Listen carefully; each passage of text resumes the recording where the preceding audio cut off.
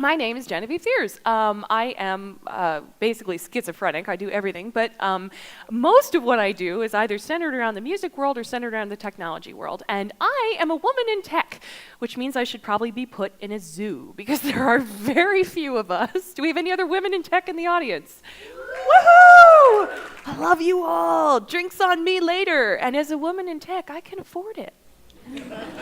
So, yeah, I want to talk to you a little bit about women in tech, and specifically why there are none.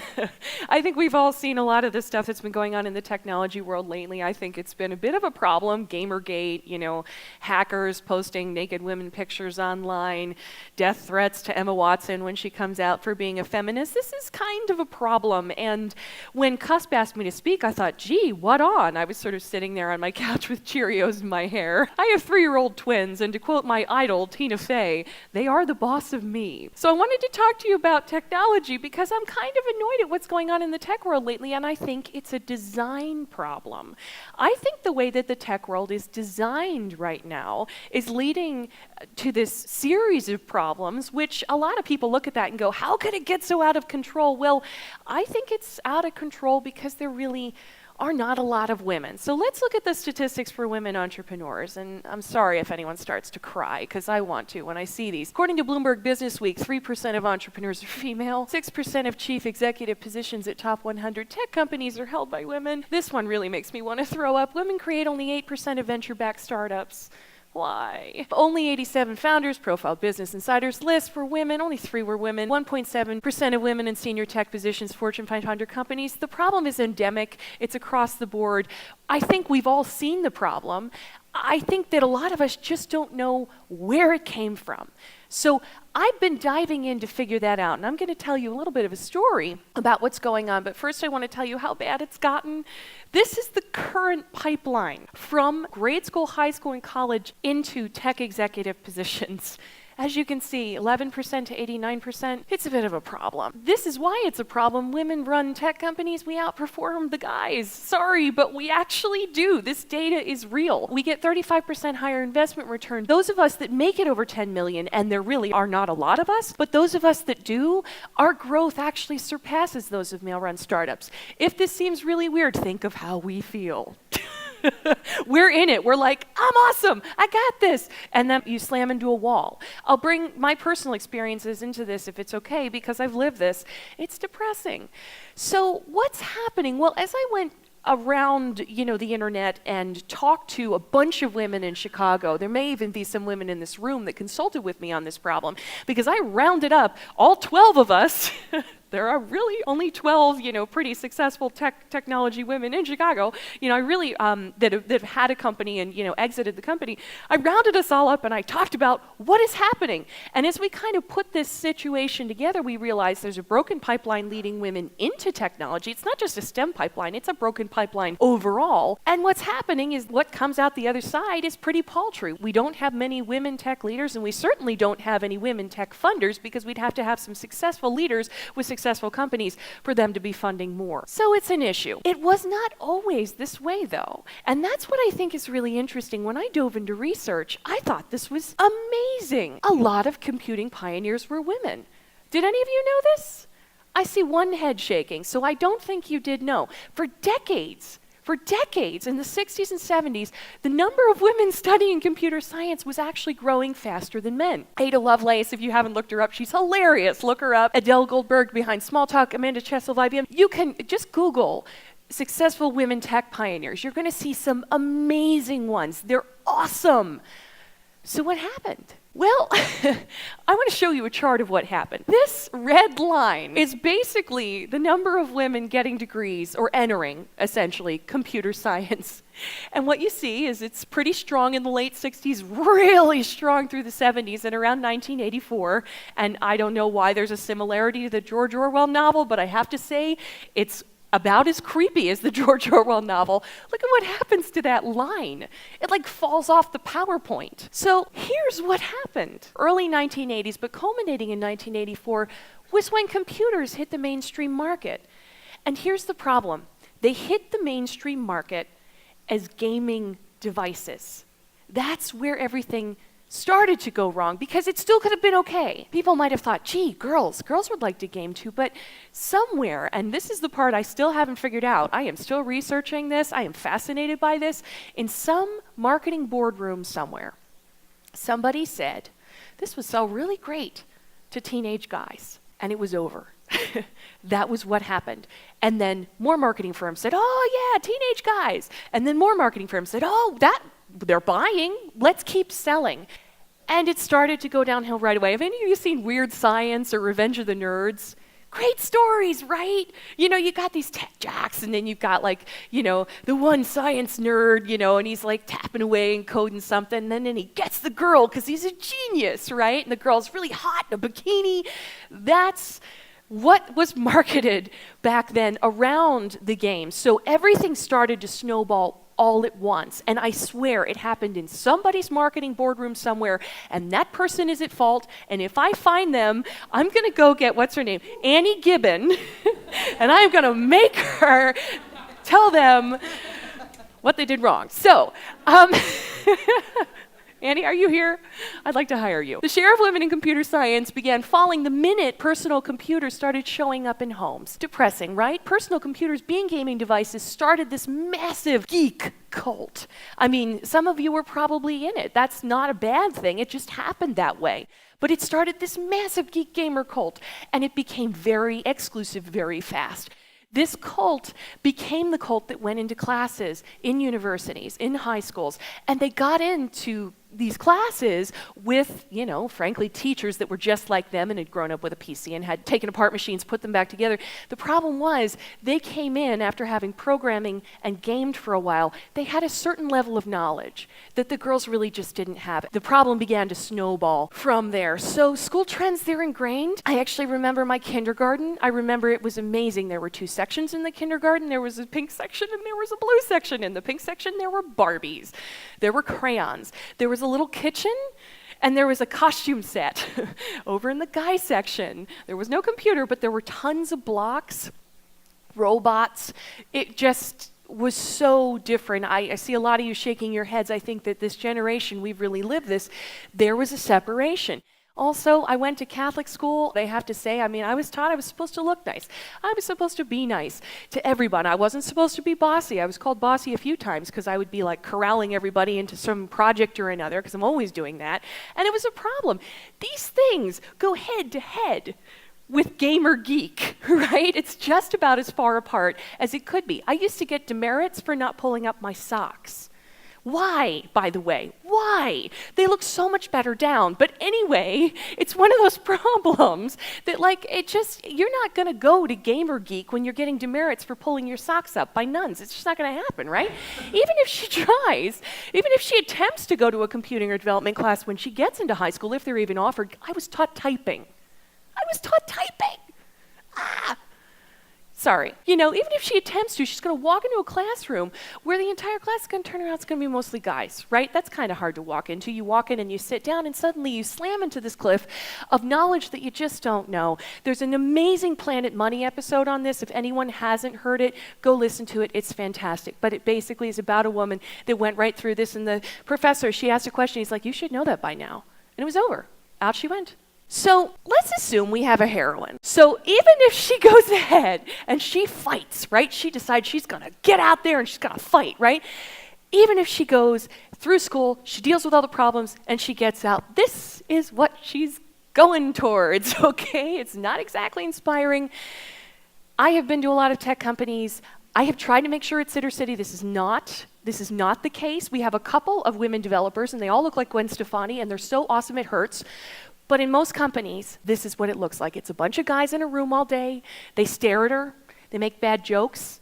They're always flirting. There's a lot of pizza. It smells really bad. They talk a lot about hot women, and they laugh about things.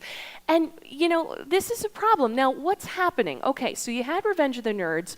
You had, all those movies, Weird Science, that were like, oh, I'm a geek, but I'm going to get the girl anyway, right?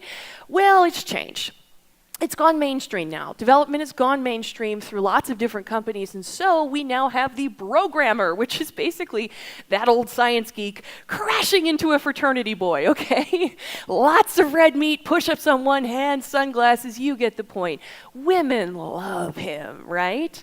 This is a picture that popped up the second I put programmer in. Even if she makes it through all of that, and she just kind of sucks it up and goes in every day, there's a salary gap for women in tech. Look at this. This is TriNet data. I didn't make this up. This is awesome, right? But if you're punched this many times, we're already being punched so many times, why are you going to get up and keep going? Let's just say she does, though. She's awesome. She gets up, and she manages to make it through even that, and she starts a tech company. Tech companies have 3 phases of growth. I want to talk about this really, really fast. The first phase, the angel phase, you basically grow your company, you do a proof of concept, right? You build a mini money machine in one market. So let's say you're starting a dating company in Seattle. You're going to build a mini money machine in Seattle, and you're going to bring it to investors and be like, look, it works. Then what's going to happen is they're going to move you ahead to your Series A. In your Series A, you're going to get in front of everyone in your audience that needs you right now, and then you're going to move into a brand marketing phase, your Series B, and you're going to get in front of everyone in your audience, whether they need you or not. This is how tech companies grow. Angel phase is usually about 6 months to a year, right? Series A, direct marketing phase, usually about 2, maybe 3 years, usually 2 these days is very accelerated. And then this is usually another 2-3 years. So a company life cycle is usually from 5 to 7 years through this entire process. Now, what's she going to raise in the angel process, or he? Usually it's a he. You're going to raise about usually $500,000 to $800K is usually what I see. You know, it's not a ton, and you're crowdfunding that, or you're raising it from family, you're raising it from angels. In this, he's probably going to raise 5 to 15 million. That's a standard Series A. And over here for your Series B, you do this in one market, you might build in 10 markets here, you go to the top 10 markets in the US. Here's where you kind of hit the whole US, right? So you're going to need about 10 to 50 million to do that, right? Now here's what's going on for her. She's going to rock this angel phase. Why? Because women are 61% more likely than men to meet their fundraising goals on Indiegogo and 13% more likely on Kickstarter. This is awesome data. Yeah, it's awesome, right? Female-run tech companies, they reach their goal 66% of the time. Guys, 30%. I'm not bashing, I'm just saying this is awesome. The other thing that's really interesting, I'll just throw this out there, food for thought, women ask for less money, but they usually do more with it. So there's a whole thinking gap going on as well that I wasn't even able to put too much of in here, but I think it's fascinating. She is also not going to have trouble with her Series B. Because once you get a Series A, the investors are in it, sink or swim, right? So they have to push for that Series B. They're going to get you that money. The problem is here. She slams into a wall. Why? This is what VCs think works. It's a 22-year-old guy sleeping under his desk. He's got a hoodie on. He's got pizza. It's probably rotting. And he's got a bunch of beer cans, okay? This is their stereotype of what works. So when you get to a VC and when you talk to him about your company idea, what you find right off the bat if you're a woman is that often they don't understand it. Some women build in industries VCs understand. I'm sure out there somewhere there's a woman with a beer company, but I'm sorry, most of us build to solve our own problems. Back in 2002, when I went to investors to tell them I had this babysitting company, and it was $1 billion industry, it was going to be huge, they should get into it. And by the way, that's all true. I'm rich now, it's awesome. But I got laughed out of the room. I mean, they said, it's a babysitter's club. One guy said, my wife handles that. And another guy just started laughing and wouldn't stop until I left, right? So that's what I dealt with. They weren't trying to be mean. They just didn't get it. They actually basically were funding what they knew. And so when you fund what you know, you're going to fund beer. You're going to fund sports. You're not going to fund this. Sometimes they do talk to their daughter or their wife, but that may not be the right demographic. That's a problem, right? This is the only option he has. It's not like guys aren't trying. I know you are. But it's like, it's just the way it's all grown out, right? This is something, though, that I've also experienced and that I've talked to other women tech CEOs about, and this one makes me really sad. There's something called sudden change syndrome that I think a lot of VCs think that we go through, which I really, really don't like, but it happens. I'm going to bring it out because I actually polled the top 12 women founders in the area in terms of revenues, you know, the ones they've had a company and they pushed it out. Some of you were in this room. I was hearing in the data, which was confidential, that people were basically saying that VCs had said, you're not a safe bet, you're getting married. Oh, you're going to have a kid. You could suddenly turn into Betty Crocker and slap on an apron and I've lost you, right? I myself have always brought a man into the room with me and I didn't even realize it until now. Other women were saying, oh, I just bring a guy, they feel better. They just feel like it's more staying power. Isn't that sad? What the heck is that? Okay, exclusion and stereotyping, that can happen all the way up. at the leadership conferences, okay? There's a massive outing held here in Chicago every year by VCs, and they're just trying to help, and they're just trying to get all the entrepreneurs together, and it's golf. How many women in this room golf? Yeah, I thought so, right? Okay, so that's what's going on. And then we've got things, some people make mistakes. They think that they're appealing to the guys. Well, it's a problem because they are appealing to guys, but they're doing it at the detriment. It's like a kick in the gut to those of us that are women that have fought seeing a bunch of women in bikinis on an invite, okay? Now, our fighter, she's fighting, she's going. She manages to get that Series A. She gets that $5 million. She goes, she's punching, she's doing great. Guess what her board's gonna look like? Guess what my board looks like? I run a babysitting company, ultimately, okay? It's massive, it's got millions of users, it's international, but it's ultimately a babysitting company with childcare, pet care, senior care as well. But it's me and a bunch of men. There are 8 of us, and I'm the only woman. That's a little weird. I'm just gonna say it. Now, why is that the case? Because when you raise your Series A or when you raise your Series B, you're going to raise it from venture capitalists. Venture capitalists, as far as I can tell, are 99% male. I have met 3 women venture capitalists in my life, so it's kind of a problem.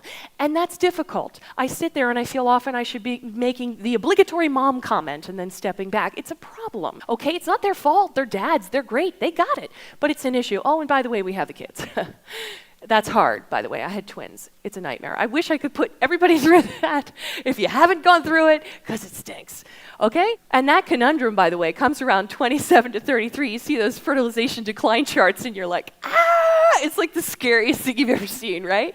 So, summary, what is happening? We have a broken funnel. Women are walking around it. It's not even a proper shaped funnel. It doesn't even look like a megaphone. It's just a broken, skinny pipe. And very few women are coming out. And so when that even happens, those women coming out, those few that emerge, they're hitting more walls because investors, they just don't get it, right?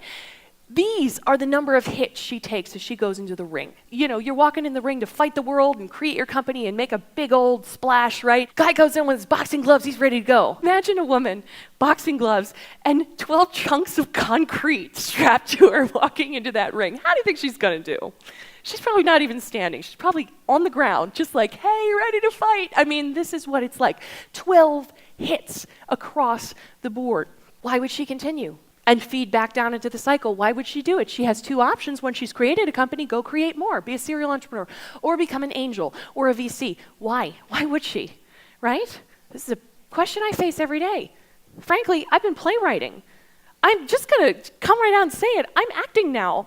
I mean, I have an audition at the Lyric tomorrow. I'm singing at Carnegie Hall in a month. This is so difficult to deal with. It's so difficult to live through. I'm taking a break. I don't like that I'm taking a break. If I weren't taking a break, I'd probably be creating an awesome company right now and employing a whole bunch of great people, but I'm tired. Hopefully we can get on this. I've got some suggestions at the end. Help is fragmented. There's no unifying set of resources. There's a whole bunch of people that want to help and a whole bunch of groups that want to help, but it's all kind of a hot mess. So I want to make 4 calls to everybody here because I've looked at this situation and it seems to me like it's actually not that hard to fix. But like every situation that's a cluster, you need to make absolutely sure that you have a cluster of solutions to address the cluster of problems that went wrong. And so here's my cluster of solutions. Anyone in politics in the room? Okay, well, I'm talking to some. And basically, we need to make development and coding mandatory in schools. We just do. And here's why. It's not only the issue for the women. If any of you have run a tech company, you know it's impossible to find developers. I mean, literally, it's absolutely impossible. If I see a developer, I'm on my knees crawling after them on the street. It's just so hard because people just aren't going into it. So that's the first problem, right? For media, give her some role models. Somebody go out and get that awesome girl from Kick, and I won't say the rest of it, Kick / that movie, the awesome movie, Chloe Moretz. Somebody go get her, right? She's awesome. Put her in charge of a group of girl hackers and make a show about it. Give her someone to look up to. Give her someone to care about. Give her some women in tech in media. Is anyone in here in media? Anyone here make movies? Yeah, you right there. Solve this problem. We'll talk after. So educators, how many of you do we have? Now you're all scared.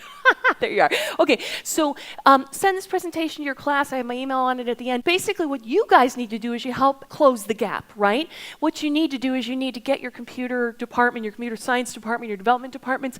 MIT just did this. You need to get them to have a catch-up class that just explains to someone, here is what a server cluster is. Here is what RAM means. Look, 3 days, they'll get it, okay? Give them that platform so that they can just jump off of it and feel like they know what's going on. For investors, any investors in the room? So do not invest in a VC fund, or do not go online and do not invest in anything unless it has a real commitment to including women in its ranks and consulting. And this is not just a feminist question, okay? This is for your own good. Because to be frank, there are a ton of major problems that women face every day. Stuff like babysitting that was like, oh, this is a women's issue. They'll just go in another room and they'll figure it out, right? You know, it's $1 billion industry hiding in plain sight. There are more. If somebody goes to a venture capital firm right now and says, I have something that's going to make my nails dry faster, they're probably going to get laughed out of the room. Okay? You don't want that, because that's going to sell a lot. You want them to make sure they've got women in the ranks, so those women are going to be like, wait, that's awesome. And then they're going to kind of like stop that from being the train wreck that it is if this opportunity is missed. So those are my calls to action. Please help. So the summary of what has happened, we went through the broken pipe. We went through resulting in very few leaders, and they're slamming into walls. Well, here's what could happen. And here's what I want to see, okay? Make coding mandatory, which is a hard influence, but that's paired to a soft influence that you are going to create, and I love you for it, okay? A show, some kind of show. Abby on NCIS, that awesome goth forensic scientist. Do you know how many forensic scientists she spawned that are women? We just need to see somebody cool. That's all we need, right? Okay, this will result in more women coming out of the funnel. And by the way, look, the funnel is the right size and shape, and women are in it. Yay! Okay, it's the little things, right? The more there are, the faster the stereotyping will change. And then finally, we get to this part where she's out, right? And VCs can understand what's going on. There's a call for education and advocacy plus repeated hits. That will remove these barriers. But what we need to do there is what I just called for in the action that I called for the investors in the room. You really need to get women involved. I don't care if VCs are sourcing from, it could be Fortune 500 companies, it could be women from any companies. Find those women that are leaders, get them on a board. They're smart, they'll figure it out. Once they're on a corporate 500 board, move them over to a tech board. Move them fast. Be agile, and then make them a VC. Fast, because you're missing out. And in addition to that, the more of them there are, the more this problem is going to kind of resolve itself. These are the women in the city that help me with this. I'm not alone here. These are the women that help me. So there are not no women in tech. There are definitely women in tech. But it was a mixture of corporate women that I went to and tech founder women, because I wanted to talk across the board about the situation. They're all heroes, and they're all awesome. And I thank them for their help. And I thank you very much for your time.